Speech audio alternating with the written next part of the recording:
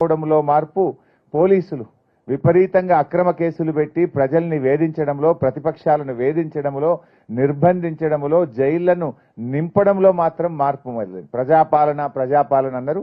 ఈ ప్రజాపాలనలో ఇవాళ నిర్బంధాలు ఎక్కువైపోయినాయి. జైళ్లు నింపడంలో మాత్రం మార్పు మొదలైపోయింది. ఇగో ఇది ఈరోజు కాంగ్రెస్ ప్రభుత్వం అందించింది. కొత్త పథకాలు రాలేదు కానీ ఉన్న పథకాల్లో కోతలు వచ్చినాయి. ఇవాళ మీ మార్పు కొత్తగా ఆశలు చూపించారు ప్రజలకు, మేము అద్భుతాలు చేస్తామని. కొత్తగా ఇచ్చింది ఏమీ లేదు. మీ 5 నెలల పాలనలో ఉన్నవి ఊడవిక్తా ఉన్నారు. ప్రజల కష్టాలు ప్రారంభమైనటువంటి పరిస్థితి ఉంది. ఇవాళ మీరు 6 గ్యారంటీలు అన్నారు. మీ 6 గ్యారంటీల్లో అసలు నిజంగా అమలైనాయా? 6 గ్యారంటీల్లో 5 అయిపోయినాయని ఒక సత్యదూరమైన విషయం మాట్లాడుతూ ఉన్నారు. ఇది కాంగ్రెస్ పార్టీ మేనిఫెస్టో. ఈ మేనిఫెస్టోలో వాళ్ళు ఇచ్చిన 6 గ్యారంటీలు మీరు చూస్తే ఈ 6 గ్యారంటీల్లో 5 అయిపోయినాయి అంటున్నారు. నేను మీ ద్వారా రాష్ట్ర ప్రజలకు చెప్పదలుచుకున్నా, కాంగ్రెస్ పార్టీని అడగదలుచుకున్నా, 6లో 5 అయినాయా? 6లో మొదటి గ్యారంటీ మహాలక్ష్మి. ఈ రాష్ట్రంలోని ప్రతి మహిళకు 2,500 రూపాయలు ఇస్తామన్నారు. అమలైందా? కాలేదు. అంటే మొదటి గ్యారంటీ ఫెయిల్. రెండవ గ్యారంటీ రైతులకు రైతు బంధుకు 15,000 రూపాయలు, వడ్లకు మొక్కలకు 500 బోనస్, వ్యవసాయ కూలీలకు 12,000 అయిందా? రెండవ గ్యారంటీ కాలేదు, ఫెయిల్. మూడవ గ్యారంటీ ఇందిరమ్మ ఇండ్లు. పేదలందరికీ 100 రోజుల్లో ఇల్లు మంజూరు చేస్తామని 5 లక్షల రూపాయలతో ఇస్తాము, 250 గజాల స్థలం ఇస్తామన్నారు. ఒక్కరికన్నా ఇచ్చింది రాష్ట్రంలో? జరగలేదు. మూడోది ఫెయిల్. నాలుగోది యువ వికాసం. విద్యార్థులందరికీ 5 లక్షల విద్యా భరోసా కార్డు అన్నారు, నిరుద్యోగ భృతి అన్నారు. నాలుగోది కూడా అమలు కాలేదు, ఫెయిల్. ఐదవది చేయూత. రాష్ట్రంలో వృద్ధులకు, వితంతువులకు, ఆసరా పెన్షన్దారులకు 4,000 పెన్షన్ ఇస్తామన్నారు. ఐదవది ఇవ్వలేదు, ఫెయిల్. మీరు 6లో 5 అయినాయి అన్నారు. 6లో 5 కాలేదు. 6లో 5 కాలేదు. ఒకటైంది ఏంది? గృహజ్యోతి. కానీ అది పార్షియల్గానే అయింది. రాష్ట్రంలో 91 లక్షల మంది వైట్ రేషన్ కార్డు హోల్డర్స్ ఉంటే గృహజ్యోతి మీరు ఇచ్చింది కేవలం 30 లక్షల మందికి. అక్కడ కూడా పార్షియల్గానే జరిగింది. మరి 6లో 5 అయినాయి అంటున్నారు. 6లో 5 కాలేదు. ఇది నిజం. కానీ ఒక గోబల్స్ ప్రచారాన్ని తిరిగి చేస్తా ఉన్నారు. ఇవాళ మీరు అందరికీ మోసం చేసినారు. ఎవరికి మోసం చేయలేదు? రైతులకు మోసం, మహిళలకు మోసం, పేదలకు మోసం, విద్యార్థులకు మోసం, నిరుద్యోగులకు మోసం, ఉద్యోగులకు మోసం, గొల్ల కుర్మలకు మోసం. ఇవన్నీ కూడా మీరేం చెప్పారు? ఇవాళ రైతులకు 6 విషయాలు చెప్పారు. ఒకటి, రైతు బంధు 15,000 మోసం. 2, కౌలు రైతులకు 15,000 మోసం. వ్యవసాయ కూలీలకు 12,000 మోసం. వడ్లకు మక్కలకు బోనస్ మోసం. 2 లక్షల రుణమాఫీ మోసం. 6వది మీరు చెప్పింది రైతులకు 24 గంటల కరెంటు, అది మోసం.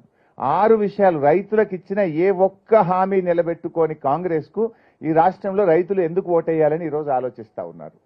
ఇకపోతే మహిళలు, ఇందాకే చెప్పినట్టు రాష్ట్రంలో 18 ఏళ్లు నిండిన మహిళలందరికీ 2,500 రూపాయలు ఇస్తామని మోసం చేసినారు. ఒక్కొక్క మహిళకు కాంగ్రెస్ పార్టీ 4 నెలలు పోయి ఇప్పుడు ఇంకా 2 రోజులు అయితే 5 నెలలు అవుతుంది. 5 నెలలకు గాను పార్లమెంట్ ఎన్నికలు జరిగేలోపు 5 నెలలు నిండుతాయి. అంటే ప్రతి మహిళకు 12,500 రూపాయలు కాంగ్రెస్ పార్టీ బాకీ పడ్డది. కాంగ్రెస్ పార్టీ మహిళల ఓటు అడిగే ముందు 12,500 రూపాయలు చెల్లించినాకనే ఇవాళ ఓటు అడిగే నైతికత కాంగ్రెస్కు ఉంటుంది. మూడవది పేదలు, ఆసరా పెన్షన్దారులు. ఇలా బాధాకరం ఏంటంటే 4,000 మాట దేవుడెరుగు కానీ ఈ 4 నెలల్లో జనవరి నెల పేదలకిచ్చే పెన్షన్ను ఎగరగొట్టేసింది. ఆ 2,000 కూడా ఇవ్వలే. ఒక నెల జనవరిలో వృద్ధులకు, వితంతువులకు పెన్షనే ఇవ్వకుండా ఎగరగొట్టేసినారు. అన్న వస్త్రానికి పోతే ఉన్న వస్త్రం పోయినట్టు 4,000కు ఆశపడితే ఒక నెల 2,000 పెన్షన్ ఎగరగొట్టి పేదలకు అన్యాయం చేశారు. విద్యార్థులు, ఇవాళ భరోసా కార్డు ఇంకా ప్రారంభమే లేదు. నిరుద్యోగులు 4,000 నిరుద్యోగ భృతి ఇస్తామని చెప్పి స్వయంగా ప్రియాంక గాంధీ గారు చెప్పారు, మేనిఫెస్టోలో పెట్టారు, రేవంత్ రెడ్డి గారు చెప్పారు. మేము అసెంబ్లీలో ఎప్పటి నుంచి అమలు చేస్తారంటే బట్టి విక్రమార్క గారు లేచి మీరందరూ సాక్ష్యం దానికి, మేము నిరుద్యోగ భృతి ఇస్తామని ఎక్కడా చెప్పలేదు, 6 గ్యారెంటీల్లో చెప్పలేదు, ఎన్నికల్లో చెప్పలేదు అని నిండు అసెంబ్లీలో పగలు అబద్ధమాడి చేతులు ఎత్తేసిన తీరు పట్ల ఇవాళ రాష్ట్రంలోని నిరుద్యోగులు చాలా తీవ్రమైనటువంటి ఆగ్రహంతో ఉన్నారు. ఉద్యోగులకు మోసం. మేనిఫెస్టోలో వాళ్ళు ఏం రాశారు? మేము అధికారంలోకి రాగానే వెంటనే ఉద్యోగులకు పెండింగ్లో ఉన్న 3 డిఏలు ఇస్తామన్నారు. 3 ఇప్పుడు 4వ డిఏ కూడా కేంద్ర ప్రభుత్వం ఇచ్చింది. ఇవాళ 4 డిఏలు పెండింగ్ పెట్టి రిటైర్ అయిన ఉద్యోగులకు పెన్షనరీ బెనిఫిట్స్ ఇవ్వకుండా రాష్ట్రంలోని ఉద్యోగులను కూడా కాంగ్రెస్ పార్టీ మోసం చేసింది. అందువల్ల ఇలా రాష్ట్ర ప్రజలు తప్పకుండా నిజంగా మార్పు కోరుకుంటున్నారు. నిజంగా ఈ కాంగ్రెస్ పార్టీ ఎందుకు ఓటేశాము, వద్దురో నాయనా ఈ కాంగ్రెస్ పాలన అనే పరిస్థితి 5 నెలల్లోనే వచ్చింది. ఇలా రైతులు కేసీఆర్ను గుర్తు చేసుకుంటున్నారు, మహిళలు కేసీఆర్ను గుర్తు చేసుకుంటున్నారు, పెన్షన్దారులు తిరిగి కేసీఆర్ను గుర్తు చేసుకునేటువంటి పరిస్థితి ఇలా స్పష్టంగా కనబడతా ఉంది. ఇలా మనం మన చట్ట ప్రకారంగా ఎవరైనా ఒక చెక్ ఇచ్చారనుకోండి, చెక్ బౌన్స్ అయితే ఏమవుతుంది, చట్ట ప్రకారంగా శిక్ష పడుతుంది. కానీ ఈ రాష్ట్రంలో కాంగ్రెస్ పార్టీ ఇచ్చిన బాండ్ పేపర్ బౌన్స్ అయింది. బాండ్ పేపర్ బౌన్స్ అయినప్పుడు శిక్ష పడాలనే వద్దా కాంగ్రెస్కు?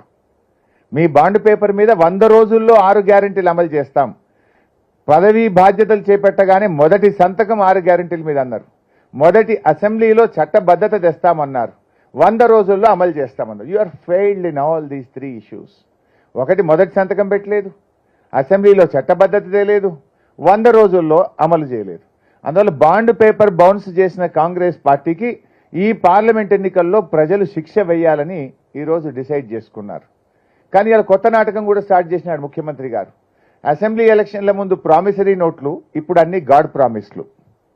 అసెంబ్లీ ఎన్నికల ముందు ప్రామిసరీ నోట్లు ఇచ్చి ప్రజల్ని ఓట్లు వేయించుకునే ప్రయత్నం చేశారు.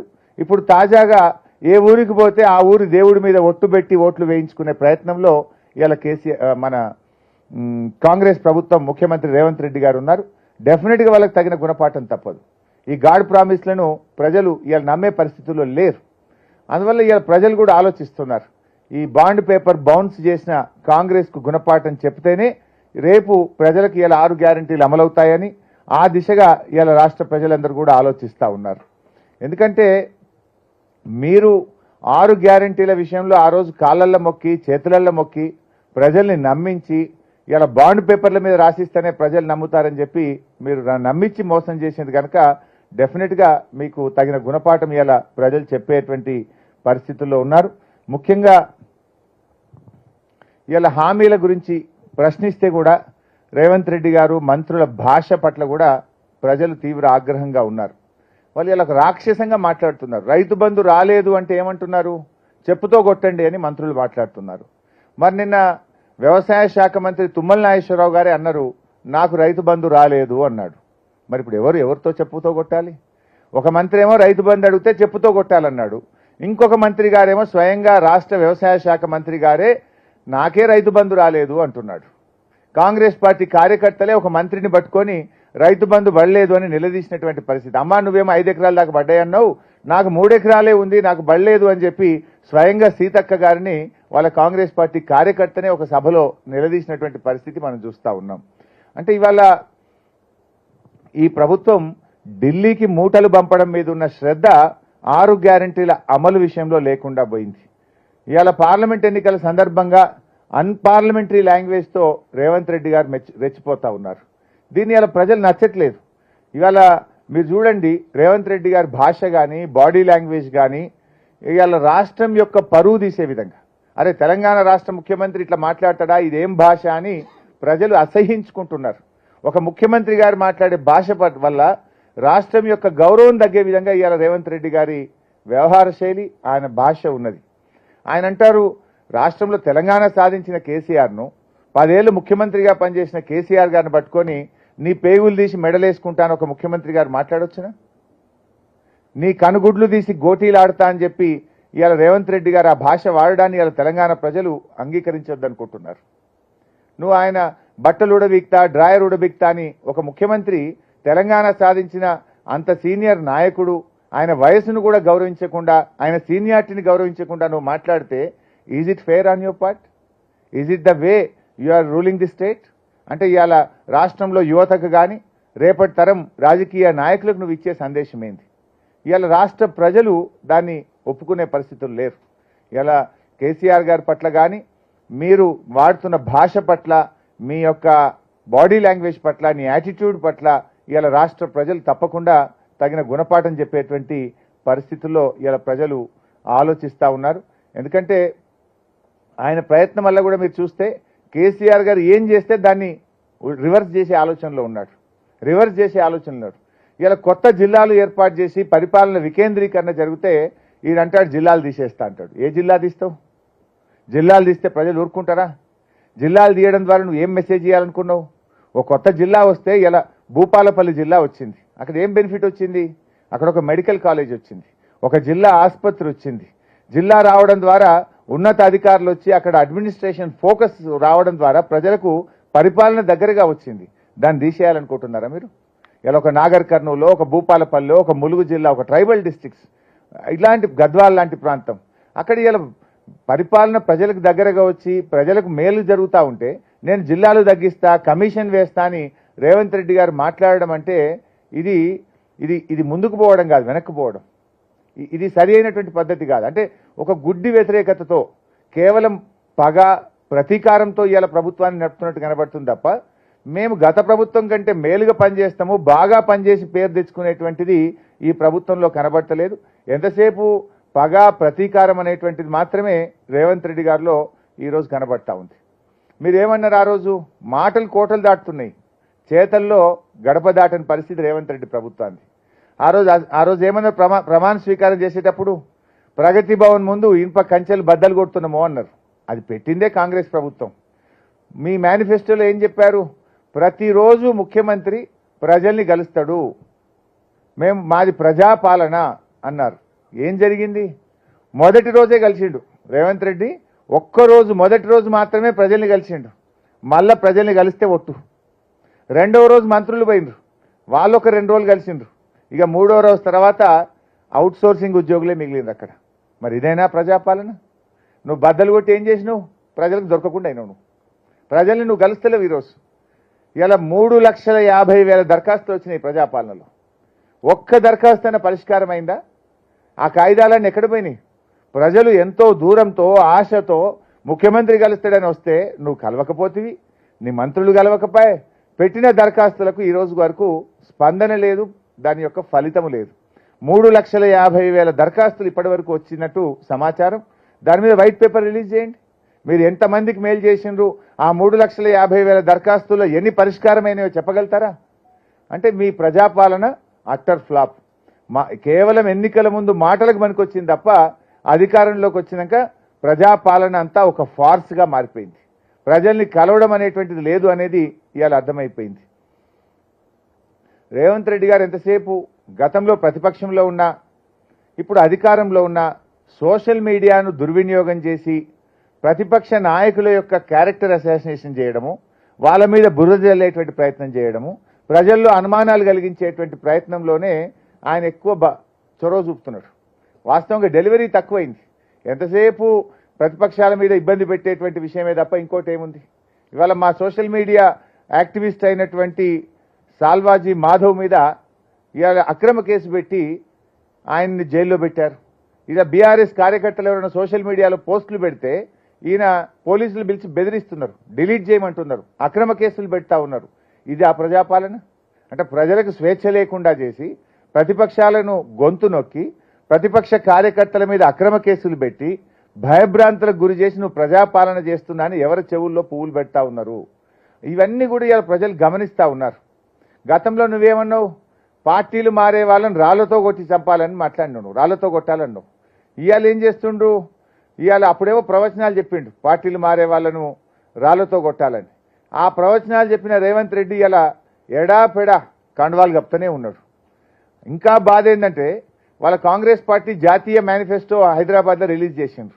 మేనిఫెస్టోలో ఏముందంటే ఎవరైనా పార్టీలు మారితే ఆన్ ద స్పాట్ వాళ్ళ సభ్యత్వం పోవాలని ఆ మేనిఫెస్టోలో ఉంది. అదే వేదిక మీద బీఆర్ఎస్ ఎమ్మెల్యేలను కూర్చోబెట్టిండ్రు. బీఆర్ఎస్ పార్టీ మీద గెలిచిన ఎమ్మెల్యేలను కూర్చోబెడితే నీ మేనిఫెస్టో ఫార్సా లేదా నువ్వు చెప్పే మాటలు తప్ప? ఏది నమ్మాలి ప్రజల్ని? ఇప్పుడు ఇంకా జోక్ ఏంటంటే నువ్వు 100 రోజులు అమలు చేస్తున్నా అన్న నీ మేనిఫెస్టోనే అట్టర్ ఫ్లాప్ అయితే ఇప్పుడు మళ్ళీ కొత్త మేనిఫెస్టో రిలీజ్ చేసిండ్రు. ఎట్లా నమ్మాలి నీ మేనిఫెస్టోను? నువ్వు ఇచ్చిన మేనిఫెస్టోనే నువ్వు అమలు చేయడంలో దారుణంగా ఫెయిల్ అయిపోయి మళ్ళీ కొత్త మేనిఫెస్టో పెట్టడం అంటే ఇది ప్రజల్ని మోసపుచ్చడం. ప్రజలు తెలివైన వాళ్ళు.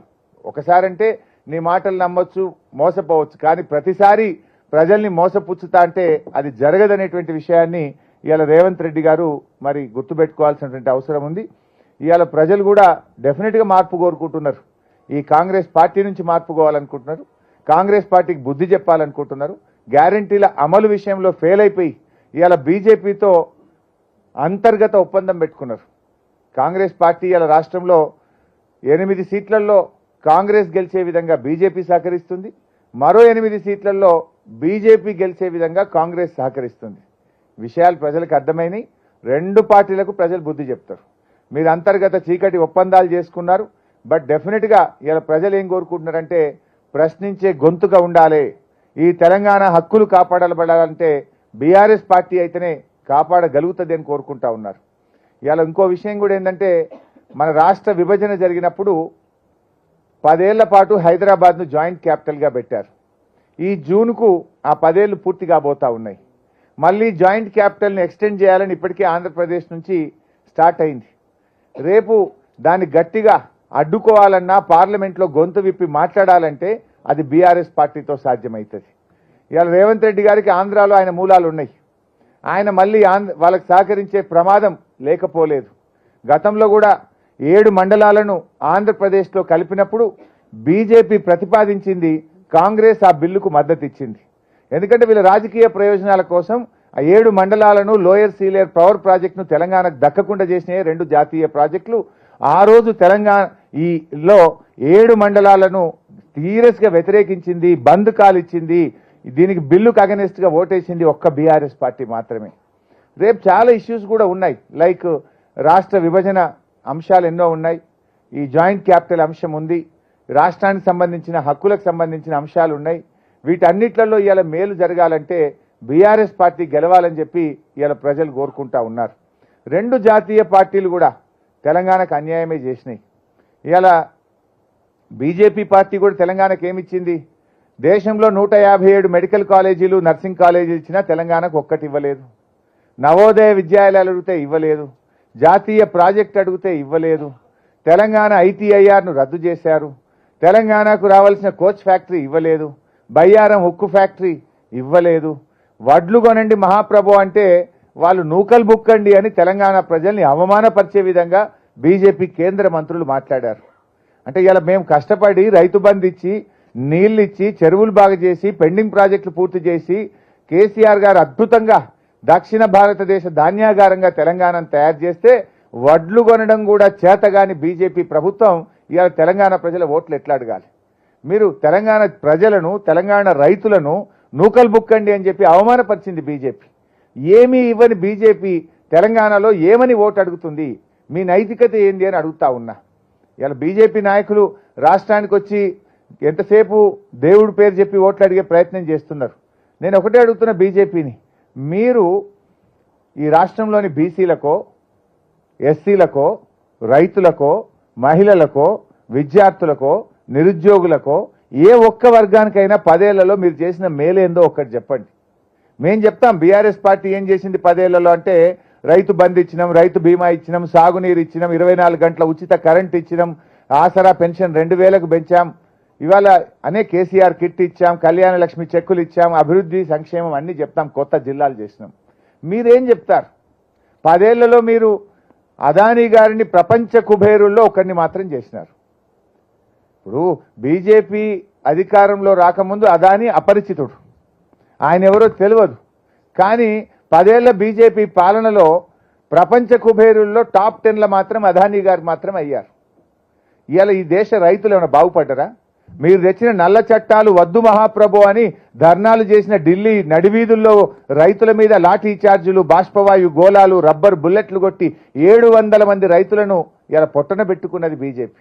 రైతు వ్యతిరేక ప్రభుత్వంగా మీరు పేరు తెచ్చుకున్నారు. రైతులకు మీ మేనిఫెస్టోలో స్వామినాథన్ కమిషన్ రిపోర్ట్ అమలు చేస్తామని చేయకుండా మోసం చేసినారు. మద్దతు ధరకు చట్టబద్ధత తెస్తామని బీజేపీ రైతుల్ని మోసం చేసింది. ఏమిచ్చింది బీజేపీ? పేదలకు ఏమిచ్చారు? ఈ రాష్ట్రానికి ఏమిచ్చారు? ఏ వర్గం మీ 10 ఏళ్ల హయాంలో బాగుపడ్డది? ఇవాళ ప్రజలకు సమాధానం చెప్పాల్సిన అవసరం ఉంది. అందువల్ల ఇవాళ దళితుల విషయంలో కూడా ఇవాళ ఎస్సీలు కూడా ఆలోచిస్తున్నారు. ఎందుకంటే ఇవాళ బీజేపీ వర్గీకరణ చేస్తామని చెప్పి వాళ్ళు కనీసం బిల్లు మూవ్ చేయలేదు, వాళ్ళ మేనిఫెస్టోలో కూడా పెట్టినటువంటి పరిస్థితి లేదు. ఇవాళ బీజేపీ హయాంలో జీఎస్టీ రూపంలో ధరలు పెరిగినాయి, పేదల నడ్డీ విరిగింది.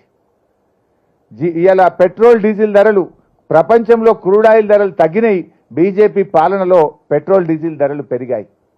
ఇవాళ గ్యాస్ సిలిండర్ ధరను రూపాయలకు పెంచింది కూడా బీజేపీ. అంటే బీజేపీ ధరలు పెంచింది, పేదలను ఇబ్బంది పెట్టింది తప్ప ఏ ఒక్క వర్గానికి కూడా ఇవాళ బీజేపీ మేలు చేయలేకపోయింది. అందువల్ల ఇవాళ బీజేపీ ఈ రాష్ట్రం యొక్క ప్రయోజనాలను దెబ్బతీసింది. ఇవాళ బీజేపీ ఎంతసేపు మాట్లాడితే భక్తి ధార్మికం గురించి మాట్లాడతారు. కేసీఆర్ కంటే భక్తిపరుడు ఇంకోళ్ళు ఉంటారా? కేసీఆర్ కంటే ధార్మికంగా ఉన్న ముఖ్యమంత్రి ఈ దేశంలో ఏ బీజేపీ ముఖ్యమంత్రి అయినా ఉన్నారా? గతంలో దేవాలయాల నిధులు ప్రభుత్వాలు వాడితే ప్రభుత్వ నిధులను దేవాలయాలకు ఇచ్చిన మొదటి ముఖ్యమంత్రి కేసీఆర్. అత్యద్భుతంగా యాదాద్రి దేవాలయం నిర్మించింది కేసీఆర్ గారు.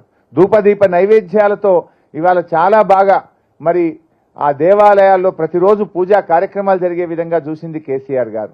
ఆ దేవాలయాల్లో నిత్యం పూజా కార్యక్రమాలు నిర్వహించేటువంటి బ్రాహ్మణుల కోసం, పేద బ్రాహ్మణుల విద్యా ఉపాధి అవకాశాల కోసం నిధులిచ్చింది కేసీఆర్. బ్రాహ్మణ పరిషత్తు గట్టి వాళ్ళను గౌరవించింది కేసీఆర్. ఇట్లా దేవాలయాల విషయంలో, ఆధ్యాత్మికత విషయంలో ఇవాళ కేసీఆర్ గారు బీజేపీ కంటే 2 అడుగులు ముందే ఉన్నారు తప్ప ఎక్కడ కూడా వెనుక ఉన్నది లేదు. అంటే మీరు ఇలా ప్రజల గురించి ఆలోచించాలి. మీ హామీలు చూస్తూ ఉంటే కోటలు దాటుతున్నాయి. ఒకవైపు రాష్ట్రంలో ఎండలు మండుతా ఉన్నాయి. బీజేపీ కాంగ్రెస్ వాళ్ళు ఇచ్చే అబద్ధపు హామీలతో ప్రజల గుండెలు మండుతా ఉన్నాయి. ఎందుకంటే రేవంత్ రెడ్డి గారు అప్పుడే అసెంబ్లీ ఎన్నికల ముందు 6 గ్యారెంటీలు లాంటివి 100 రోజులు అమలు చేస్తాంటివి. అది ఏం చేయలేదు. మళ్ళీ ఇప్పుడు కొత్తగా ఇంకొక హామీల పత్రాన్ని మళ్ళీ ప్రజల ముందు పెట్టి ఇది ప్రజల్ని మోసం చేయడం కాదా? ఇలా బీజేపీ కూడా అదే చేస్తూ ఉంది. మీరు 10 ఏళ్ళు అధికారంలో ఉండి ఇచ్చిన హామీలు అమలు చేయకుండా మళ్ళీ కొత్త హామీలతో ప్రజల్ని మోసపుచ్చే ప్రయత్నం చేస్తూ ఉన్నారు. ఇవాళ రాష్ట్రంలో ముఖ్యంగా కేసీఆర్ గారి పర్యటన బస్సు యాత్ర తర్వాత బీఆర్ఎస్ శ్రేణుల్లో అద్భుతమైన ఉత్సాహం వచ్చింది. అద్భుతమైన ప్రజా ఆదరణ వస్తూ ఉంది. మేము ఊహించిన దానికంటే ఎక్కువగా యువత, విద్యార్థులు, రైతులు, మహిళలు స్వచ్ఛందంగా కేసీఆర్ గారి బస్సు యాత్రకు వచ్చి వారికి అపూర్వమైన రీతిలో స్వాగతం పలుకుతా ఉన్నారు. మాకు సంపూర్ణమైన విశ్వాసం కలుగుతూ ఉంది. తప్పకుండా ఈ పార్లమెంట్ ఎన్నికల్లో కాంగ్రెస్ బీజేపీల కంటే ఎక్కువ సీట్లు బీఆర్ఎస్ పార్టీ సాధిస్తుంది. ఈ రాష్ట్రంలో అత్యధిక సీట్లు బీఆర్ఎస్ పార్టీ సాధిస్తుంది. ఒక నిశ్శబ్ద విప్లవం ఈ రాష్ట్రంలో రాబోతుందనేటువంటిది స్పష్టంగా మాకు కనబడతా ఉంది. ఎందుకంటే ప్రజలు ఇలా మార్పు కోరుకుంటున్నారు. ఈ కాంగ్రెస్ నుంచి మార్పు కోరుకుంటున్నారు. ఈ రివర్స్ గేర్లో పోతున్న కాంగ్రెస్ గురించి మార్పు కోరుకుంటున్నారు. అసలు ఏ ముఖ్యమంత్రి అయినా, రాష్ట్ర అధినేత రాష్ట్రం దివాలా తీసిందని చెప్తారండి? రాష్ట్రం దివాలా తీసిందని ముఖ్యమంత్రి చెప్తే రాష్ట్రానికి పెట్టుబడులు వస్తాయా? రాష్ట్రంలో పెట్టుబడులు రాకపోతే ఉద్యోగాల కల్పన జరుగుతుందా? రాష్ట్రంలో ఫీల్ గుడ్ ఫ్యాక్టర్ లేకపోతే రాష్ట్ర ప్రభుత్వ ఆదాయం తగ్గిపోదా? ఇవాళ రియల్ ఎస్టేట్ రంగం కుదేలైపోయింది. కొన్ని లక్షల మంది రియల్ ఎస్టేట్ మీద బతికే వాళ్ళు ఇవాళ రోడ్డు మీద పడ్డ పరిస్థితి వచ్చింది. రాష్ట్ర ప్రభుత్వ రిజిస్ట్రేషన్ ఆదాయం తగ్గిపోయింది. రాష్ట్రంలో పెట్టుబడులు తగ్గిపోయినాయి. రాష్ట్రంలో ప్రైవేట్ రంగంలో ఉపాధి కల్పన తగ్గిపోయింది. మీరు ఈ రకంగా మాట్లాడడం వల్ల భవిష్యత్తులో కరెంట్ ఉంటుందో ఉండదో, మీరు మంచినీళ్ళు ఇవ్వకపోవడం వల్ల ఇవాళ కన్ఫ్యూజన్లో పడ్డారు. ఒక దశలో బెంగళూరు నుంచి, మద్రాస్ నుంచి అన్ని పెట్టుబడులు హైదరాబాద్ వైపు చూసినాయి. అక్కడ త్రాగునీటి సమస్య వల్ల, అక్కడ ట్రాఫిక్ కంజెషన్ వల్ల, అక్కడ విద్యుత్ కోతల వల్ల తెలంగాణ వైపు అందరూ చూశారు. కానీ రేవంత్ రెడ్డి గారి తీరు చూసిన తర్వాత రాష్ట్రంలో పెట్టుబడిదారులు ఇలా పునరాలోచనలో పడ్డారు. మీకు పరిపాలన నైపుణ్యం లేక, మీ యొక్క ఆలోచన విధానం వల్ల ఇలా రాష్ట్రానికి మీరు నష్టం చేస్తారు, తీరని నష్టం చేస్తూ ఉన్నారు. కేసీఆర్ గారు 10 ఏళ్ళు ముందుకు తీసుకపోతే ఈ రాష్ట్రాన్ని మీరు వెనక్కు తీసుకుపోతున్నటువంటి పరిస్థితి ఉంది. ఇలా ఒక విశ్వాసం కలిగియాలి, విశ్వసనీయత పెంచాలి. కానీ మీరు ప్రతిపక్షాల మీద బురద జల్లాలని, గత ప్రభుత్వం మీద బురద జల్లాలని చెప్పి రాష్ట్రం పరువు తీసి రాష్ట్ర ప్రయోజనాలను దెబ్బతీసే విధంగా ఇవాళ రేవంత్ రెడ్డి గారి ప్రభుత్వం వ్యవహరిస్తూ ఉంది. ఇవాళ ఇంకో విషయం కూడా సమాధానం చెప్పట్లేదు రేవంత్ రెడ్డి గారు. బీజేపీ నాయకులే, ఎంపీ అరవింద్ గారు, వాళ్ళ శాసనసభా పక్ష నేత మహేశ్వర్ రెడ్డి గారు ఈయన బీజేపీలో చేరతాడని చెప్తున్నారు. ఆగస్టు సంక్షోభం అంటున్నారు. ఈయన మంచోడే కానీ మా బీజేపీలోకి రావాలంటున్నారు.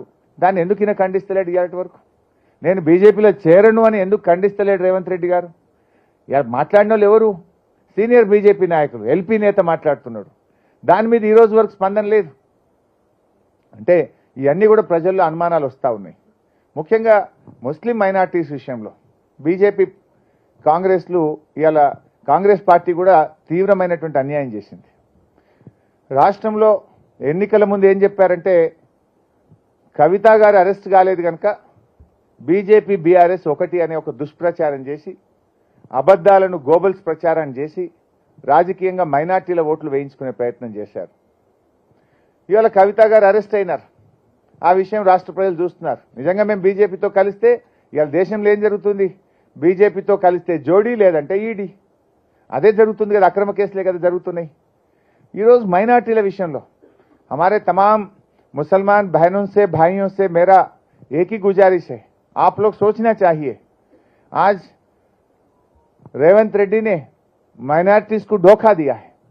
माइनॉरिटीज को पहली सरकार है, एक बगैर माइनॉरिटी मिनिस्टर आज कोई हुकूमत बना है, वो सिर्फ रेवंत रेड्डी का हुकूमत है। इसके पहले या कांग्रेस भी रहने दो, तेलुगुदेशम भी रहने दो, बीआरएस भी रहने दो, कम से कम एक माइनॉरिटी मिनिस्टर तो रहता था। केसीआर साहब के हुकूमत में दूसरी बार 2 ही मिनिस्टर स्वेरिंग सेरेमनी करे, एक है केसीआर, दूसरा है महमूद अली साहब होम मिनिस्टर। इतना इज्जत हमने आपके लिए दिया है, लेकिन 12 मिनिस्टर को लेके भी एक मुसलमान को मिनिस्टर नहीं दिया। आपके वोटों से सरकार बना, आपको आज गवर्नमेंट में जगह नहीं मिला। ये अफसोस की बात है, आप सोचने की बात है। दूसरी बात, 4000 करोड़ रुपए बजट में माइनॉरिटीज के लिए देते बोले, आज आधा भी नहीं दिए। तीसरी बात, जो रमजान का तोहफा था, जब तक केसीआर थे रमजान का तोहफा मिला, जैसा कांग्रेस आ गया तोहफा बंद। तीसरी बात, इमाम मौजम साहब को 12,000 देते बोले, अब 5,000 भी जो पहले मिल रहा था वो भी आज नहीं मिल रहा है। आप लोग सोचिए, ये रेवंत रेड्डी ने मोदी साहब को जाके बड़े भाई बोलता, राहुल गांधी को भाई बोलता। अब तुम किसके साथ है? बड़े भाई आगे भी तुम्हारा आशीर्वाद चाहिए बोल रहा, बोले तो आगे भी उन्हें ही प्रधानमंत्री बनता, उनको आपको उनका आशीर्वाद चाहिए। आप क्या बोलना, 5 दिन पहले 10 दिन पहले नोटिफिकेशन आने वाला है, आप जाके आगे भी आशीर्वाद चाहिए बोल रहे। बोले तो राहुल गांधी प्रधानमंत्री नहीं बनता क्या? फिर आगे उनका आशीर्वाद आप क्यों पूछ रहे? ये सोचने की बात है, ये अंदर से उन्हें मिला हुआ है। बोलता है कि अदानी साहब अच्छा है, अदानी से गला मिलता है जे, और गुजरात मॉडल बनाओ बोल रहा तेलंगाना को। बोले तो गोधरा जैसा काम तेलंगाना में करना बोल के आप बोलना चाह रहे क्या? गुजरात मॉडल फेल्यूर मॉडल बोल के राहुल गांधी बोलता, आप जाके गुजरात मॉडल बनाओ बोल रहे। बोले तो क्या बोलना चाह रहे आप लोग? ये बात हमारे तमाम मुसलमान बहनों भाइयों आप लोग सोचना, all minority should think. BRS is a secular party. తప్పకుండా బీఆర్ఎస్ పార్టీ అన్ని వర్గాల ప్రయోజనాలు కాపాడడం కోసం పనిచేస్తుంది. రేపు పార్లమెంట్లో కూడా అన్ని వర్గాల ప్రయోజనాల కోసం పనిచేస్తుంది. ఎక్కడైనా మైనారిటీస్కి అన్యాయం జరిగితే గలం విప్పుతుంది, ఆ ప్రభుత్వాల మీద పోరాడుతుంది. అది ఏ ప్రభుత్వం ఢిల్లీలో వచ్చినా తప్పకుండా పోరాడుతుంది. బీఆర్ఎస్ ఎప్పటికీ కూడా మైనారిటీలతో బీఆర్ఎస్ ఎప్పటికీ కూడా మైనారిటీలకు అన్యాయం చేయదు. బీఆర్ఎస్ ఎప్పటికీ కూడా బీజేపీతో కలవదు. మైనార్టీల పక్షపాతిగా హిందూ ముస్లింలను 2 కళ్ళుగా భావించి ఇద్దరిని సమంగా ముందుకు తీసుకుపోయేటువంటి పార్టీ ఇవాళ బీఆర్ఎస్ పార్టీ. ఈ విషయాన్ని అందరూ కూడా మైనార్టీ సోదరులు కూడా గమనించాలి. ఇవాళ 8 సీట్లలో బీజేపీ గెలుపుకు పరోక్షంగా రేవంత్ రెడ్డి సహకరిస్తా ఉన్నాడు. ఈ కుట్రలో మైనార్టీలు భాగస్వామ్యం కావద్దని, ఈ కుట్రలను తిప్పికొట్టాలని, బీఆర్ఎస్ పార్టీని ఆశీర్వదించాలని కూడా నేను ముస్లిం మైనార్టీ సోదరులందరినీ, క్రిస్టియన్ మైనార్టీ సోదరులను, అన్ని మైనార్టీ వర్గాలను కూడా నేను ఈ సందర్భంగా కోరుతా ఉన్నాను. సో మిత్రులారా, ఈ రకంగా డెఫినెట్గా ఈ ఎన్నికల్లో ప్రజలైతే మార్పు కావాలని కోరుకుంటున్నారు. ఈ ప్రభుత్వం 5 నెలల్లోనే అభాస్పాలైపోయింది. ప్రజలకు ఇచ్చిన హామీలు అమలు చేయడంలో అట్టర్ ఫ్లాప్ అయిపోయింది. అందువల్ల ఒక ప్రశ్నించే గొంతుక ఉండాలి. ఈ హామీలు అమలు కావాలంటే రాష్ట్రంలో బీఆర్ఎస్ గెలిస్తేనే రేపు ప్రధాన ప్రతిపక్షంగా మేము గట్టిగా కాంగ్రెస్ మెడలు వంచి పోరాటం చేసి ప్రజల పక్షాన మేము నిలబడగలుగుతాం. అదేవిధంగా కేంద్రంలో కూడా ఈరోజు చూస్తూ ఉంటే బీజేపీకి మెజార్టీ వచ్చే పరిస్థితి లేదు, కాంగ్రెస్కి మెజార్టీ వచ్చే పరిస్థితి లేదు. మళ్ళీ సంకీర్ణ యుగం, రీజనల్ పార్టీలే ఈ దేశంలో కీలక భూమిక పోషించబోతా ఉన్నాయి.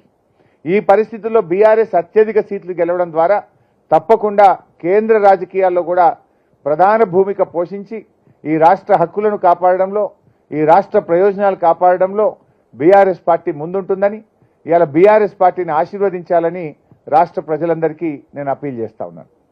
Thank you. Thank you so much అండి. అంటే ప్రతిపక్ష నాయకుడుగా చాలా స్ట్రాంగ్ ఆర్గ్యుమెంట్స్ చెప్పారు మీరు, బీఆర్ఎస్కి ఎందుకు ఇప్పుడు అవకాశం ఇవ్వాలి ప్రజలు అన్నది. Before I open the floor to questions, నేను మిమ్మల్ని అడగాలి. ఇప్పుడు మీరు అన్నారు క్వశ్చన్ చేయడానికి కోసం మాకు బీఆర్ఎస్కి ఓట్ ఇవ్వండి అన్నది, కానీ మీ నాయకుడు ఒక క్యాంపెయిన్ మీటింగ్లో చెప్పారు మీ క్యాండిడేటు కేంద్ర మంత్రి అవుతారు అని. అంటే దాన్ని ఎట్లా అర్థం చేసుకోవాలి? మీరు ఇప్పుడు ఎవరికి మెజారిటీ రాదు, బీజేపీకి రాదు, ఇండియా అలయన్స్కి రాదు అంటున్నారు, అండ్ రేవంత్ రెడ్డి గారు మిమ్మల్ని అక్కడ చేర్చుకోము అని అంటున్నారు. అంటే మీరు బీజేపీ తోటి కలుస్తారని అనుకోవాలి కదా. నేను ఇందాకే చెప్పాను, దేశంలో 2 జాతీయ పార్టీలు మెజార్టీ సాధించలేవు, సంకీర్ణ యుగం రాబోతా ఉంది, రీజనల్ పార్టీలు కీలక భూమిక పోషించబోతా ఉన్నాయి, అందులో మేము భాగస్వామ్యంగా ఉంటాం. రీజనల్ పార్టీస్ అంటే విత్ ఇండియా అలయన్స్ లేకుండా రీజనల్ పార్టీస్ కి ఆ స్ట్రెంత్ రాదు కదా. India alliance, Congress is also become a regional party. Last time they got 57. I don't think this time they will get even that seats. So వాళ్ళ role అంటూ పెద్దగా ఉండదు. Regional parties లో నుంచే రేపు ఒక నాయకుడు ప్రధానమంత్రి అవుతారు. ఎవరవుతారు, ఎలా అవుతారు అనేటువంటిది రేపు ఎన్నికల ఫలితాల తర్వాత మనం చూస్తాం. మీరు ఇంకొక ఇష్యూ చెప్పారు about how the leaders are all gone to the other parties. We all know, మనం అందరం చూస్తున్నాము, బీఆర్ఎస్ నుంచే వచ్చిన చాలా నాయకులు ఇప్పుడు కాంగ్రెస్ కి, భాజపాకి, బీజేపీకి మళ్ళీ క్యాండిడేట్స్ గా వచ్చారు. మీరు కాంగ్రెస్ మేనిఫెస్టోలో పెట్టిన అంశం పైన మీరు కూడా do you agree with that? Because that seem sensible. మనకున్న ఇప్పుడు యాంటీ డిఫెక్షన్ లా వర్క్ చేయట్లేదు. వన్ ఇస్ మీ పార్టీ కూడా దానికి ప్రెసిడెన్స్ చాలా ఇచ్చింది, అట్లాంటి చేరికలు మీరు చేర్చుకున్నారు కాబట్టి మేము కూడా చేస్తున్నాం అంటున్నారు. While he condemned at that time, now the shoe is on the other foot అనుకోవాలి. యా, అగ్రీ అండి. అంటే ఇప్పుడు అప్పుడేమో మేము మర్జ్ అయింది, ఒక 2/3 ఎమ్మెల్యేస్ కాన్స్టిట్యూషన్ లో ఉన్న ప్రొవిజన్ ప్రకారంగా ఆ రోజు మా పార్టీలో వాళ్ళు మెర్జ్ అయ్యారు. కానీ కొంతమంది మంత్రులు కూడా అయ్యారండి రిజైన్ కూడా చేయకుండా. కానీ ఇక్కడ మీరు గమనిస్తే బీఆర్ఎస్ ఎమ్మెల్యేగా ఉంటూ ఆయన ఈరోజు కాంగ్రెస్ పార్టీ తరఫున లోక్సభకు పోటీ చేస్తా ఉన్నాడు. అది చాలా దారుణమైనటువంటి విషయం. Sitting MLA of BRS party contesting on Congress party B form. How do you agree? On the other hand Congress ఏం చెప్తుంది, ఆటోమేటిక్గా వాళ్ళు డిస్క్వాలిఫై అయిపోవాలని వాళ్ళ మేనిఫెస్టోలో పెడుతూ, వాళ్ళ మేనిఫెస్టోకు భిన్నంగా మీరు బీఆర్ఎస్ అభ్యర్థిని పార్లమెంట్ అభ్యర్థిగా పోటీ చేయించడం అంటేనే మీ యొక్క మేనిఫెస్టో శాంటిటీ లేదు. Your manifesto doesn't have any sanctity. Before one last question also I must check. మీరు భాష గురించి మాట్లాడారు. ఇప్పుడు కేసీఆర్ గారి మీద ఈసీ కూడా ఒక నిషేధం విధించింది, ఇప్పుడు 48 hours చెప్పకూడదు అని. రేవంత్ గారిని వాడిన భాష I don't think civil society people will agree with that either. కానీ ఏమంటున్నానంటే ఆయన ఏమంటారంటే దానికి పేటెంట్ అయితే కేసీఆర్ గారే కదా ఇట్లాంటి భాష వాడడానికి. ఇన్ యోర్ వ్యూ పీపుల్ అంటే పొలిటీషియన్స్ ఇలాంటిది కరెన్సీలో ఉంటుంది, రెజనేట్ అవుతుంది, వైరల్ అవుతుంది, దానివల్ల ఓట్లు పడతాయి అనుకుంటారేమో. But is that true? What is your view అన్నది? భాష విషయంలో కేసీఆర్ గారు ఉద్యమ సమయంలో వాడిన వ్యంగ్యంగా వాడారు తప్ప వారు ఈ రకమైనటువంటి భాష ఎప్పుడు వాడలేదు. దవే పేగులు మెడలేసుకుంటా, నీ కండ్ల గుడ్లు బీకి గోటీలాడతా, నీ డ్రాయర్ ఊడబీక్తా, ఈ రకమైన భాష కేసీఆర్ గారు ఎప్పుడు వాడలేదు. దట్టు ఆయన ముఖ్యమంత్రిగా వాడలేదు. ఆయన ఉద్యమ సమయంలో వాడిన వ్యంగ్యం ఉండేది, ప్రజలకు అర్థమయ్యేటట్టు సరళమైన వాడుక భాషలో వారు చెప్పే ప్రయత్నం చేశారు తప్ప ఈ రకమైనటువంటి భాష వాడలేదు. ఇవాళ నిజానికి ముఖ్యమంత్రిగా రేవంత్ రెడ్డి గారు మాట్లాడే భాష పట్ల మాత్రం రాష్ట్రంలో ప్రజలు, విద్యావంతులు, మేధావులు ఎవరు కూడా దాన్ని హర్షించడం లేదు. అది డెఫినెట్గా అది రాష్ట్రానికి కూడా మంచిది కాదు. ఎట్టి పరిస్థితుల్లో ఆయన భాష మార్చుకోవాలి. ఇలా ఒక ప్రభుత్వంలో ఉన్న వ్యక్తి తన పరిపాలన ద్వారా, తన చర్యల ద్వారా మెరుగైన పాలన అందించడం ద్వారా ప్రజల ప్రేమ, ప్రజల మెప్పు పొందాలి తప్ప ఇలాంటి భాష ద్వారా మెప్పు పొందుతారనుకుంటే అది పొరపాటు.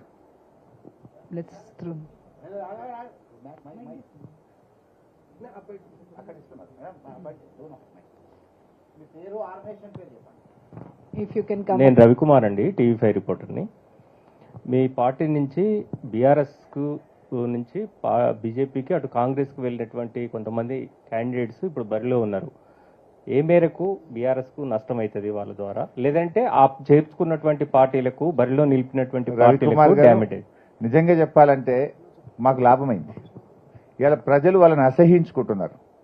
ఇవాళ బీఆర్ఎస్ నుంచి కాంగ్రెస్ అభ్యర్థులుగా ఉన్నటువంటి సునీతా మహేందర్ రెడ్డి కానీ, కడియం కావ్య కానీ, దానం నాగేందర్ కానీ, వీళ్ళందరూ థర్డ్ ప్లేస్లో ఉన్నారు ఈరోజు.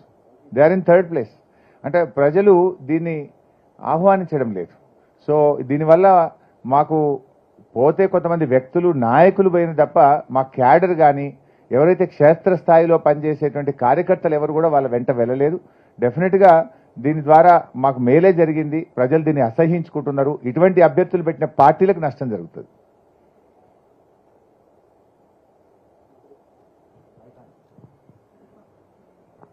Name and organisation.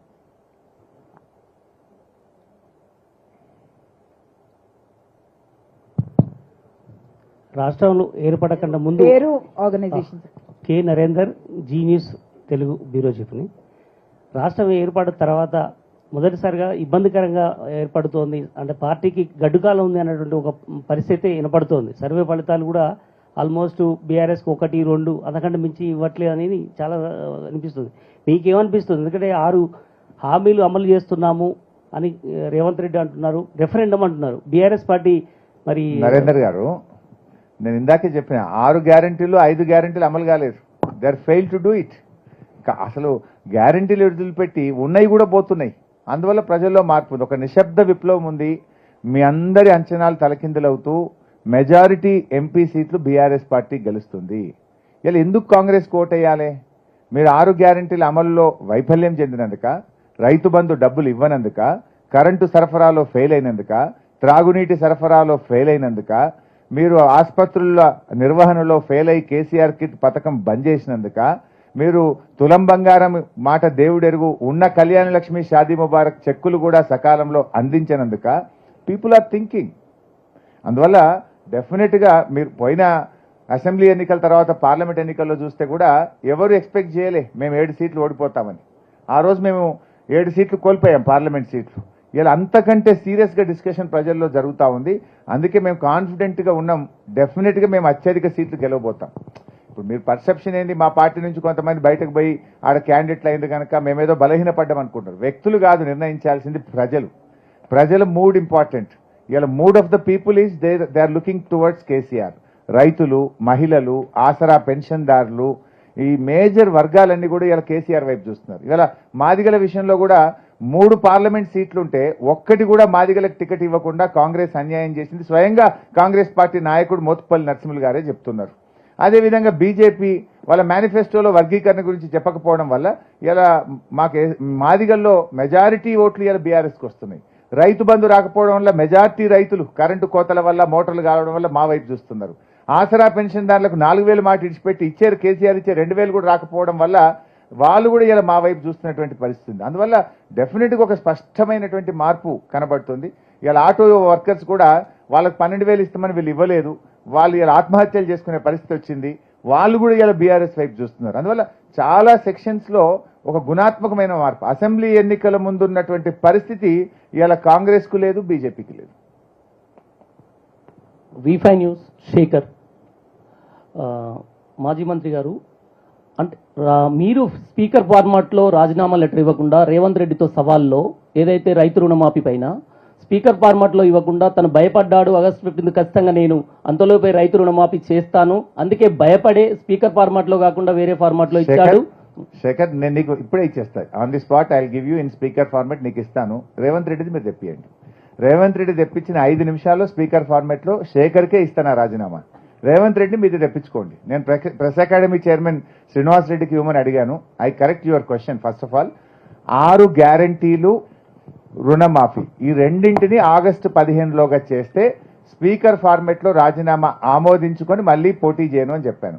6 గ్యారంటీలు మరియు రుణమాఫీ, ఈ 2 6 గ్యారంటీలు కూడా నేను కొత్తగా పెడుతున్న నిబంధన కాదు. 100 రోజుల్లో చేస్తామని మీరు ప్రజల్ని మోసపుచ్చి చెయ్యని గ్యారంటీలను 15 ఆగస్టులోగా దేవుడి మీద ఒట్టు పెడుతున్నావు కదా, 15 ఆగస్టులోగా 6 గ్యారంటీలు రుణమాఫీ చెయ్యండి.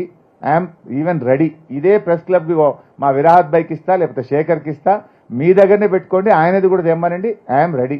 I'm a man of word. నేను అట్లా వెనకకు పోయేవాడిని కాదు. రేవంత్ రెడ్డి లాగా పార్టీలు మార్చటోని కాదు, మాటలు మార్చటోని కాదు. సార్, నా పేరు రాజు, ఐ న్యూస్ అండి. సార్, మీరు ఇందాక మాట్లాడుతూ రాష్ట్రంలో బీజేపీ గెలుపు కోసం కాంగ్రెస్ సహకరిస్తుంది ఇండైరెక్ట్ గా అని చెప్పేసి చెప్తా ఉన్నారు. కానీ ఇటీవల కేసీఆర్ గారు కానీ మీరు కానీ ఎవరు మాట్లాడినా రేపు ఎన్నికల తర్వాత రాష్ట్రంలో ఈ ప్రభుత్వం ఉండదు, ఈ ప్రభుత్వం కూలిపోతుంది, మనం మంచి రోజులు వస్తాయని చెప్పేసి అంటున్నారు. అంటే దీన్ని బట్టి ఎవరితో అగ్రిమెంట్ మిత్రమా, మేము కేసీఆర్ గారు సంగారెడ్డి సభలో ఏం మాట్లాడిందంటే ఈ ప్రభుత్వం 5 ఏళ్లు ఉండాలని కోరుకుంటున్నాము, ఈ 5 ఏళ్లు ఉంటేనే పాలేందో నీళ్ళేందో తేలుతుంది. 5 నెలలనే తేలిపోయింది కదా. కరెంటు మున్పట్లెక్క వస్తలేదు, మంచినీళ్ళు మున్పట్లెక్క వస్తలేవు, దవాఖాన్ల కేసీఆర్ కిట్ వస్తలేదు, కళ్యాణ లక్ష్మి చెక్ వస్తలేదు, ఇవాళ ఇవన్నీ పంటలు ఎండిపోతున్నాయి. ఇవన్నీ ప్రజలకు అర్థమైంది. ఇంకా 5 ఏళ్ళు ఉంటే ప్రజలు మమ్మల్ని భుజాల మీద ఎత్తుకొని మళ్ళీ మా ప్రభుత్వాన్ని తీసుకొస్తారు, మా పార్టీని తెస్తారు. అందువల్ల మాకేం లేదు. ఇలా ఎవరంటున్నారు? వాళ్ళ పార్టీ నాయకులు, కాంగ్రెస్ పార్టీ నాయకులు అంటున్నారు.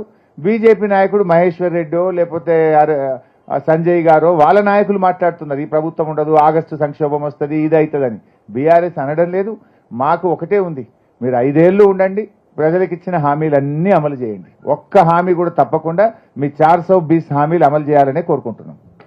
మీరు ఎప్పుడు ఈ డిఫెక్షన్స్, గవర్నమెంట్ కూలిపోతుంది అని టాక్ వచ్చేటప్పుడు తెలంగాణలో ఎప్పుడు ఒక మాట వస్తుంది, హరీష్ రావు గారు ఏకనాథ్ షిండే అవుతారు అన్నది. దానికి మీ రియాక్షన్ ఏంటి? మీ తెలుగు బాగా ఇంప్రూవ్ అయింది ఉమా గారు. నాకు తెలుగు బాగానే వస్తుందండి, నేను ఇప్పుడు భయపడతాను ఇక్కడ మాట్లాడడానికి, లేకపోతే బాగానే మాట్లాడతానులేండి. అయితే ఉమా గారు ఇట్లాంటి క్వశ్చన్ కొన్ని 100 సార్లు ఆన్సర్ చేశాను. నేను పదవి కంటే వ్యక్తిత్వానికి ప్రాధాన్యత ఇస్తాను. I don't want to lose my character for a post. ఎందుకంటే పదవి రావచ్చు, పదవి పోవచ్చు, పోయిన వ్యక్తిత్వం మనిషి జీవితంలో పొందలేడు. క్యారెక్టర్కు, వ్యక్తిత్వానికి ప్రాధాన్యత ఇచ్చే వ్యక్తిని. ఏదైనా పార్టీ నిర్ణయానికి కేసీఆర్కు లోబడే హరీష్ రావు ఉంటాడు తప్ప he will never become Eknath Shinde or anything else. Harish Rao గారు నమస్కారం. యూసుఫ్ బాబు, ప్రజాపూరు. ప్రస్తుతం తెలంగాణ రాష్ట్రంలో మైనార్టీ వర్గాలు, ప్రజా సంఘాల్లో ఒక ఆందోళన కనిపిస్తుంది, చర్చలు జరుగుతున్నాయి. మాస్కులలో కూడా అక్కడక్కడ చర్చలు నడుస్తున్నాయి. మరి చర్చలలో నాకు తెలియదు, నిన్న ఫ్రైడే నేను మాస్క్ ఏమంటే బీఆర్ఎస్ పార్టీ పూర్తిగా కనుమరుగు కాబోతుంది, దాని ప్లేస్లో బీజేపీ వస్తుంది, అయితే రాష్ట్రంలో ఇబ్బందులు వస్తాయనే దాని మీద ప్రజల్లో చర్చ నడుస్తుంది. మీ దృష్టికి వచ్చిందా? వస్తే మీరు అంటే ఒక ప్రాంతీయ పార్టీ అనేది ఇక్కడ అవసరం అనే ఒక ఉంది, ఎందుకంటే తెలుగుదేశం పార్టీ ఎట్లా లేదు ఉన్నా కూడా. యూసుఫ్ బాబు గారు, your question is a very valuable question and a good question. ఆ ప్రశ్నలోనే సమాధానం ఉంది. ఇవాళ ఈ రాష్ట్రంలో బీజేపీ లాంటి మతతత్వ పార్టీ వస్తే మైనార్టీలకు రాబోయే రోజుల్లో ఇబ్బందులు వస్తాయి. రావద్దంటే ఏం చేయాలి మరి? ఆ మైనార్టీలు అందరూ ఒకటై ఇలా బీఆర్ఎస్ పార్టీని కాపాడుకోవాలి. It is your responsibility now. All minorities should think. మీరందరూ కూడా ఈ బీఆర్ఎస్ పార్టీని కాపాడుకుంటేనే ఆ స్పేస్ ఇంకొక జాతీయ పార్టీ వచ్చి ఇక్కడ ఆక్యుపై చేసుకోవద్దంటే ఇలా ముస్లిం మైనార్టీలు, క్రిస్టియన్ మైనార్టీలు అందరూ కూడా బీఆర్ఎస్ పార్టీకి పార్లమెంట్ ఎన్నికల్లో ఓటేసి బీఆర్ఎస్ పార్టీ అత్యధిక సీట్లు గెలుచుకోవడం ద్వారా మీరు అన్నటువంటి మతతత్వ పార్టీని రాష్ట్రంలో రాకుండా ఆపే అవకాశం ఉంటుంది. ఇవాళ మేము స్పష్టంగా చెప్తున్నాం, ఎట్టి పరిస్థితుల్లో మేము బీజేపీతో కలవము, మతతత్వ శక్తులతో మేము కలవము, మేము సెక్యులర్గా ఉంటామనేది మా పార్టీ ముందు నుంచి చెప్తూ వచ్చింది, ఆచరిస్తూ వచ్చింది, భవిష్యత్తులో కూడా ఆచరిస్తాం. అందువల్ల దట్స్ వై ఐ అపీల్, అవి మేరా స్పీచ్ మేము బోలా. అందువల్ల మీరు దయచేసి ముస్లిం మైనార్టీలు అందరూ కూడా ఈ కాంగ్రెస్ ఏంటంటే జాతీయ స్థాయిలో చూపించి ఆటోమేటిక్గా మాకు మైనార్టీ ఓట్లు పట్టే అని ఒక ప్రయత్నం చేస్తుండ్రు. ఇవాళ ఇంకొక ఇంపార్टेंट विषय मैं और एक बात भी बोलना चाह रहा हूँ, बहुत सारे जगहों में कांग्रेस पार्टी 3rd प्लेस में है, और जहां पर कांग्रेस पार्टी 3rd प्लेस में है, आप कांग्रेस को वोट डालने में बीजेपी को फायदा पहुंच सकता है. अब देखिए मेदक है, सिकंदराबाद है, एग्जाम्पल बोल रहा हूं, ऐसे बहुत सारे सीट है. अब सिकंदराबाद में दानम नागेंद्र 3rd प्लेस में है. आप माइनॉरिटीज दानम नागेंद्र को वोट डालने में किसका फायदा हो सकता? बीजेपी का फायदा हो सकता. वहां पर नंबर 1 में बीआरएस है. अगर से आप बीआरएस को डाले तो एक सेक्युलर पार्टी जीत जाएगा, बीजेपी को हम हरा सकते हैं. जैसा मेदक है, वहां बीआरएस नंबर 1 में है, आप वहां कांग्रेस तो 3rd प्लेस में है, वहां वोट डालने में फायदा बीजेपी को पहुंच सकता. आप लोग सोचना चाहिए, पार्लियामेंट सीट वाइज सोचना चाहिए. सेक्युलर पार्टी को जिताने के लिए आपस में कौन सा फाइट किसके पार्टी में बीच में हो रहा है, नहीं तो बीजेपी को रुकाना है, बीजेपी से टकरा लेना है, कौन सा पार्टी ले सकता है, आप लोग सोच के पार्लियामेंट वाइज सोच के भी आपका निर्णय होना चाहिए. సార్, నేను హిందీ మిలాప్, నా పేరు వికాస్ జగతాబ్. ఇప్పుడే మీరు చెప్పారు సంకీర్ణ ప్రభుత్వం వస్తుంది కేంద్రంలో, రీజనల్ పార్టీ నుండి ప్రధానమంత్రి అవుతారు. బీజేపీ కూడా అదే చెప్పేది, మీరు ఒక బలమైన ప్రభుత్వం కావాలంటే మోదీకి ఓటు వేయాలి, లేకపోతే సంవత్సరానికి ఒక ప్రధానమంత్రి, నేను ప్రధానమంత్రి అవుతా అని మన దేశ అభివృద్ధికి ఆటంకాలు కలుగుస్తారు. అందుకే ప్రధానమంత్రి కోసం మోదీ గారే అవసరమని చెప్తున్నారు. వికాస్ గారు, ఈ దేశంలో సంకీర్ణ ప్రభుత్వాలు ఏర్పడలేదా? ఆ ప్రభుత్వాల్లో ఈ దేశం ఏమైనా దెబ్బతిన్నదా? దేశాన్ని కాపాడలేదా వాళ్ళు? మోడీ గారు ఏం కాపాడిండు బాబు? పేదరికం పెరిగింది, ఆకలి పెరిగింది, నిరుద్యోగం పెరిగింది, రూపాయి విలువ పడిపోయింది, సిపాయి విలువ పడిపోయింది. ఏమిచ్చిండ్రు మీరు? అంత బలమైన ప్రభుత్వం మరి మోడీ గారి ప్రభుత్వం ఉంటే what is that people got? ప్రజలకేమొచ్చింది? ప్రజలకు మీ 10 ఏళ్ల బలమైన ప్రభుత్వంలో ఏ వర్గం బాగుపడ్డది? ఇవాళ ప్రపంచంలో రేటింగ్లో చూస్తే పేదరికంలో ఇండియా అట్టడుగున ఉన్నది, ఆకలిలో అట్టడుగున ఉంది. రూపాయి విలువ మీరు ఎక్కినాడు 60 రూపాయలు ఉంటే ఇవాళ 83 రూపాయలకు పడిపోయింది. Day by day it is going down. ఆహార ధాన్యాల దిగుమతి పెరిగింది. నూనె ఇతర దేశాల నుంచి దిగుమతి చేసుకుంటాం, మంచి నూనె, వంట నూనె ఇతర దేశాల నుంచి దిగుమతి చేసుకుంటా ఉన్నాం. మీరు ఎక్కడ ప్రగతి సాధించారు? నిరుద్యోగం పెరిగింది. సంవత్సరానికి 2 కోట్ల ఉద్యోగాలు ఇస్తామన్నారు. మీరు ఇంత బలమైన ప్రభుత్వమే కదా, ఏవి 20 కోట్ల ఉద్యోగాలు? మేక్ ఇన్ ఇండియా అన్నారు. What happen to make in India? What is the progress in make in India? What is that you have achieved in 10 years? You are such a strong person, then what happen to make in India? Harish garu నమస్తే అండి. నా పేరు పద్మరాజు, నవ Telangana. Sir, మీరు ఆర్థిక శాఖ మంత్రిగా కూడా పనిచేశారు. అయితే ఇప్పుడు 6 గ్యారెంటీల గురించి చెప్పారు, రేవంత్ గారు 6 గ్యారెంటీ గురించి. అయితే మీ మొదటి 2014లో ఇచ్చిన మేనిఫెస్టోలో 2 కీలకమైన అంశాలను బీఆర్ఎస్ విస్మరించినటువంటిది అంశం. ఒకటి, దళితులకు 3 ఎకరాల భూమి, అంటే అది వాళ్ళ యొక్క ఆర్థిక స్వావలంబనకు ఉపయోగపడి ఉంటుంది. రెండవది నిరుద్యోగ భృతి. ఈ రెండింటిని కూడా అమలు చేయలేకపోయినటువంటిది ఒక విమర్శ. రెండో ప్రశ్న, ఇప్పుడు మామూలుగా కేసీఆర్ వాణి చెప్తే స్పందన బాగా వస్తుంది, ఆయన బయటికి వెళ్ళిన తర్వాత విపరీతమైన మార్పులు వస్తాయని చెప్తున్నారు. అలాంటి కేసీఆర్ గారు అసెంబ్లీకి ఎందుకు రాలేకపోతున్నారు, ఒక ప్రధాన ప్రతిపక్ష నేతగా, ఒక ఎమ్మెల్యేగా? Thank you Vikas. ఈ 2 క్వశ్చన్లు గతంలో ఆన్సర్ చేశాం వికాస్.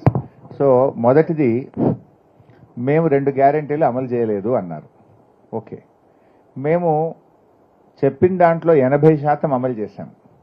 1, 2 మేము చేయలేదు. కానీ కాంగ్రెస్ పార్టీ 6 చెప్పి 5 చేయలే కదా బైసాబ్. ఇప్పుడు నేను 5 ఏమేం చేయలేదో కూడా మీకు చెప్పాను. దట్టు 100 రోజుల్లో చేస్తామని బాండ్ పేపర్ మీద రాసిచ్చారు మీరు. నంబర్ 1. నంబర్ 2, మొదటి సంతకం అన్నారు, అసెంబ్లీలో చట్టబద్ధత అన్నారు. పోనీ డబ్బులు ఖర్చు పెట్టడానికి అవసరం లేని ప్రజల్ని రోజు కలిసే ప్రజాపాలన కూడా చేయలే కదా మీరు. రెండో పాయింట్ నేను చెప్పాలనుకున్నది, మేము మేనిఫెస్టోలో చెప్పకపోయినా, ఎన్నికల సమయంలో హామీ ఇవ్వకపోయినా చాలా చేశాం. Where we felt that people are needed and ప్రజలకి ఇది అవసరం అనుకున్నటువంటి major issues like Rythu Bandhu. 11 విడతల్లో 72,000 కోట్ల రూపాయలు ఇచ్చిన Rythu Bandhu, it is not a poll promise, it is not an election promise. 72,000 కోట్లు, అంత పెద్ద పథకం ఎన్నికల్లో హామీ ఇవ్వకపోయినా చేశాం. లైక్ కళ్యాణ లక్ష్మి, 13 లక్షల మందికి 11,000 కోట్ల రూపాయలతో ఇచ్చిన కళ్యాణ లక్ష్మి మేము ఎలక్షన్ టైంలో ప్రజలకు మా మేనిఫెస్టోలో పెట్టలేదు. అయినా we have done that. KCR kit, nutrition kit, morning breakfast to the school going children, ఇట్లా ఎన్నో కార్యక్రమాలు మేనిఫెస్టోలో పెట్టకుండా బీఆర్ఎస్ పార్టీ అమలు చేసింది. మీరు పెట్టినవి కూడా చేయట్లేదు అనేటువంటిది మేము చెప్పడం నంబర్ 1. సెకండ్ క్వశ్చన్, అసెంబ్లీకి సంబంధించి తప్పకుండా ఆయన వస్తారు. ఆయనకు అనారోగ్యం వల్ల రాలేదు, ఇప్పుడే బాగైనారు, ఆల్రెడీ రోడ్ షో స్టార్ట్ చేసినారు. Definitely he will come. మేము అసెంబ్లీలో ఈ ప్రభుత్వానికి ప్రతిపక్ష నేతగా వారు మంచి నిర్ణయాత్మకమైన అద్భుతమైన రోల్ వారు ప్లే చేస్తారు, మీరు అందరూ చూస్తారు. సార్ నమస్తే, నా పేరు భూమేష్, ఆంధ్రప్రభ. సార్, విశాలమైన కాళేశ్వరం ప్రాజెక్టులో మేడిగడ్డ ఒక చిన్న పార్ట్. దానికి ఉన్న 85 పిఆర్లలో 3 పిఆర్లు కుంగిపోయాయి. ఈ 3 పిఆర్లు అక్టోబర్ 21న కుంగిపోతే ఇప్పటి వరకు దాని పునరుద్ధరణ జరగకపోవడంతో మరో నెల రోజుల్లో వర్షాలు వస్తాయి. ఆ నీరంతా సముద్ర గర్భంలో చేరే అవకాశాలు ఉన్నాయి. దీనిపై మీరు స్పందన ఏంటి? భూమేష్ గారు, నేను అసెంబ్లీలో కూడా దీని మీద డిస్కస్ చేసిన, బయట కేసీఆర్ గారు కూడా చెప్పారు. నిజానికి కేవలం మా మీద బురద జల్లాలనే ఒకే ఒక దుగ్ధతో ఆలస్యం చేస్తూ ఉన్నారు. వర్కింగ్ పీరియడ్ పోయింది. అప్పుడేమో మేము ఎలక్షన్ జోన్లో ఉన్నాం, మేము అప్పుడు నిర్ణయాలు తీసుకునే పరిస్థితి లేదు. We are under election commission control. నిజంగా కేసీఆర్ గారు ప్రభుత్వం వచ్చుంటే ప్రభుత్వ ప్రమాణ స్వీకారం చేసిన ఒకటో రోజు రెండో రోజు ఆయన అక్కడికి వెళ్ళి దాని మీద పని ప్రారంభించి ఉండేవాడు. కానీ ఈరోజు ఏమవుతుంది, 6 months వర్కింగ్ పీరియడ్, గోదావరిలో ఇప్పుడు 6 నెలలు, ఇది మంచి వర్కింగ్ పీరియడ్. ఈ 6 నెలల విలువైన సమయాన్ని ప్రభుత్వం వృధా చేసింది. రాజకీయంగా మమ్మల్ని ఏదైనా బదనాం చేయాలంటే there are many forums, there are many areas you can fight with us, but not at the cost of the farmers. ఇలా లక్షల మంది రైతుల ప్రయోజనాలు, కోట్ల మంది ప్రజల త్రాగునీటి ప్రయోజనాలని ఫనంగా పెట్టి దాన్ని పక్కకు పెట్టడం అనేది ఇది రాజకీయంగా దుర్మార్గం. ఇది ప్రభుత్వం చేయకూడనటువంటి పని. అంటే ఇలా కేవలం మమ్మల్ని బదనాం చేయాలని రేవంత్ రెడ్డి గారు కొన్ని లక్షల మంది రైతుల ప్రజల నోట్లో మట్టి కొడతా ఉన్నారు. నిజంగా ఆయన చేయాలనుకుంటే, ఈ ప్రభుత్వం సీరియస్గా తీసుకుంటే ఇప్పుడు మళ్ళీ జూలైలో మనం మోటార్లు నడిపే విధంగా దాన్ని తెచ్చుకోవాల్సిన అవకాశం ఉండేది. ఎన్డీఎస్ఏ పేరు మీద పెట్టి రిపోర్ట్ వచ్చినాక చేస్తాము అంటున్నారు. మీకు ఇక్కడ ఒక విషయం చెప్పాలి, పోలవరం అనే జాతీయ ప్రాజెక్టు కట్టింది కేంద్ర ప్రభుత్వం, వాళ్ళే కట్టిండ్రు. ఇదే NDSA. NDSA is part and parts of CWC. ఆ కేంద్ర ప్రభుత్వం కడుతున్న పోలవరం డయాఫ్రేమ్ వాళ్ళు కొట్టుకుపోయి 5 ఏళ్ళు అయింది. 5 ఏళ్ళైనా ఇప్పటికీ ఎన్డీఎస్ఏ రిపోర్ట్ రాలే బైసాబ్. మరి అది మీరే కట్టిండ్రు, ఆడెందుకు ఎన్డీఎస్ఏ రిపోర్ట్ రాదు 4 ఏళ్ళైనా 5 ఏళ్ళైనా? అంటే వాళ్ళ శాంటిటీ ఏంది అని నేను అడుగుతా ఉన్నా. ఇక్కడనేమో హడావిడిగా 5 రోజుల్లో ఇచ్చిండ్రు అప్పుడు ఒకటి, because elections are there to defame with in 5 days they have given the report. అక్కడ 5 ఏళ్ళైనా రిపోర్ట్ ఇవ్వలేదు. ఆ ఎన్డీఎస్ఏకున్న శాంటిటీ ఏంటి? ఇలా మనకు ఎన్నో అవకాశాలు ఉంటాయి. ఇంటర్నేషనల్ ఎక్స్పర్ట్స్ ఉంటారు, నేషనల్ లెవెల్ ఎక్స్పర్ట్స్ ఉంటారు, మన ఇంజనీర్లు ఉన్నారు. దాన్ని రెక్టిఫై చేసి వర్షాకాలంలో నీళ్లు పంపు చేస్తే మనకు మేలు అవుతుంది. ఇప్పుడు మల్లన్న సాగర్లో నీళ్లు ఉన్నాయి బైసాబ్, అర్జెంటుగా ఇవాళ ఈ ప్రభుత్వం హడావిడిగా పైప్ లైన్ వేసి హైదరాబాద్ నీళ్లు తెస్తున్నది. మల్లన్న సాగరే లేకపోతే, కాళేశ్వరమే కట్టకపోతే ఇవాళ హైదరాబాద్కి నీళ్ళు వచ్చినా? ఇవాళ నీళ్లు తెచ్చుకుంటున్నావు కదా నువ్వు, పైకి మమ్మల్ని విమర్శిస్తున్నావు, కానీ అదే ఇవాళ హైదరాబాద్కు జీవన ధార అవుతుంది.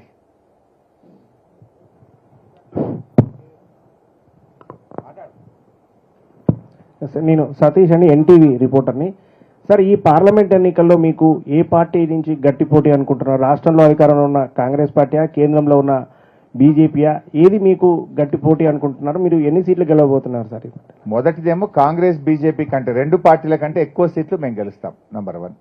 నంబర్ 2, కొన్ని ప్లేసెస్లో కాంగ్రెస్తో పోటీ ఉంది, కొన్ని ప్లేసెస్లో బీజేపీతో పోటీ ఉంది. అది parliament to parliament, candidate to candidate అది వేరీ అవుతుంది. సార్, నేను కుమార్, V6 వెలుగు నుంచి. సార్, రీజనల్ పార్టీస్ నుంచి ఎవరో ఒకరు పీఎం అవుతారని మీరు చెప్తున్నారు కదా, కేసీఆర్ గారికి ఏమైనా అవకాశం ఉందా? సో నేను ప్రిడిక్షన్ చేయలేను, ఆస్ట్రాలజిస్ట్ను కాదు. Let us see post election సినారియోలో ఎట్లాంటి సిచ్యువేషన్ ఎమర్జ్ అవుతుంది అనే దాన్ని బట్టి చూద్దాం. సార్, నా పేరు సవీన్ సార్, స్వతంత్ర టీవీ. కాంగ్రెస్ పార్టీ నిన్న విడుదల చేసిన మేనిఫెస్టోలో మీరు 7 మండలాలు ఆంధ్రాకి ఇచ్చారని చెప్తున్నారు. అందులో భద్రాచలం అభివృద్ధికి ఆటంకంగా ఉన్న 5 పంచాయతీలు తిరిగి తెలంగాణలోకి తెస్తాము, హైదరాబాద్కు సుప్రీంకోర్టు బెంచ్, నీతి ఆయోగ్ రీజనల్ ఆఫీస్, పాలమూరు రంగారెడ్డికి జాతీయ హోదా, ఇట్లాంటివి ఎట్లా చూడాల్సి ఉంటుంది? బీఆర్ఎస్ పార్టీగా మీరేం చెప్తారు? ఇది పెద్ద జోక్ కదా బాయ్ సాబ్. Let me finish. It's a big joke కదా కాంగ్రెస్ పార్టీ ఆ మాట చెప్పడం. ఈ 7 మండలాలను, ఈ 5 గ్రామాలను ఆంధ్రాలో కలపడానికి బిల్లుకు సంతకం పెట్టిందే కాంగ్రెస్ పార్టీ. ఇప్పుడు 100 ఎలుకలు తిన్న పిల్లట తీర్థయాత్రలకు పోతా అన్నదట. ఇది అలా కలిపిందే మీరు కదా, ఈ ఊర్లను కలిపిందే మీరు. మళ్ళీ వాపస్ తెస్తా అని ఎవరి చెవుల పువ్వు పెడుతున్నారు. ఆ రోజు అపోజ్ చేసింది మేం బాయ్ సాబ్. ఇక బీజేపీ బిల్లు ప్రవేశపెట్టింది, బిల్లుకు మద్దతు ఇచ్చింది కాంగ్రెస్ పార్టీ. నువ్వు మళ్ళీ ఇలా వాపస్ తెస్తా అంటే నంబర్ 1. నంబర్ 2, పాలమూరుకు జాతీయ ప్రాజెక్ట్ అన్నారు. ఇది కూడా జోక్ కదా బాయ్ సాబ్. ఆ రోజు రాష్ట్ర విభజన బిల్లు తయారు చేసేటప్పుడు కాంగ్రెస్ పార్టీ పోలవరంను జాతీయ ప్రాజెక్టు పెట్టిండ్రు. ఆ రోజే పాలమూరో కాళేశ్వరమో జాతీయ ప్రాజెక్టు పెట్టుంటే ఇవాళ మనకు కూడా పోలవరం లాగా వచ్చింటుండే కదా. ఆ రోజు బిల్లులో పెట్టకుండా తెలంగాణకు అన్యాయం చేసింది కాంగ్రెస్ పార్టీయే. అంటే ఇవాళ ప్రజల్ని మభ్యపెట్టడానికి మొన్న అసెంబ్లీ ఎన్నికల ముందు గోల్మాల్ ప్రచారము 6 గ్యారెంటీలతో ఎట్లా చేసిండ్రో ఇప్పుడు పార్లమెంట్ ఎన్నికల ముందు కూడా అదే తరహాలో ఇదో డ్రామా చేస్తుంది కాంగ్రెస్ పార్టీ. సార్, శ్రీకాంత్ మహాన్యూస్ ఉంది సార్. ఇక్కడ సార్, రిజర్వేషన్ల మీద బీజేపీ రద్దు చేయాలని చూస్తుంది, బీఆర్ఎస్ స్టాండ్ అయింది దీనిపై సీఎం గారు పదే అడుగుతున్నారు. బైసాబ్, ఈ 2 పార్టీలు డ్రామా ఇది, కాంగ్రెస్ బీజేపీ. నువ్వు కొట్టినట్టు చేయి, నేను ఏడిచినట్టు చేస్తా, నేను ఏడిచినట్టు చేస్తా, నువ్వు కొట్టినట్టు చేయి అన్నట్టున్నది కాంగ్రెస్ వాళ్ళది, బీజేపీ వాళ్ళది.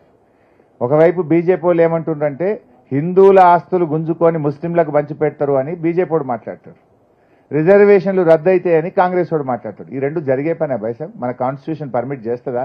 సుప్రీంకోర్టులో రాజ్యాంగ ధర్మాసనం లేదా? ప్రజలు ఊరుకుంటారా?